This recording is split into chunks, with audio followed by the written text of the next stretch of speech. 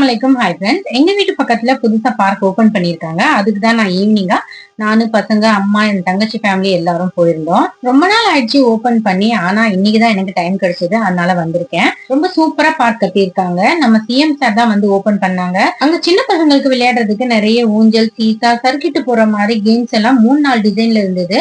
Butterfly வரைஞ்சு சூப்பரா வச்சிருந்தாங்க. அதுகிட்ட நின்று போட்டோஸ், வீடியோஸ் எல்லாமே பிடிச்சிட்டு அங்கேயே பேட்மிண்டன் விளையாடுறதுக்கு பிராக்டிஸ் கொடுக்குறாங்க. யோகாவும் சொல்லி கொடுக்குறாங்க. பெரியவங்க எக்ஸசைஸ் பண்றதுக்கு சூப்பரான பிளேஸ் இது. இங்க பெரிய குளம் இருக்கு. ஆனா இப்போ கொஞ்சம் தண்ணி கம்மியா தான் இருக்கு. அந்த தண்ணியில ஒரு 7-8 வாத்து இருக்கு. இன்னும் மழை பெஞ்சு நிறைய தண்ணி இருந்துச்சுன்னா அந்த டக் எல்லாமே கொஞ்சம் கிட்டையா தெரியும்.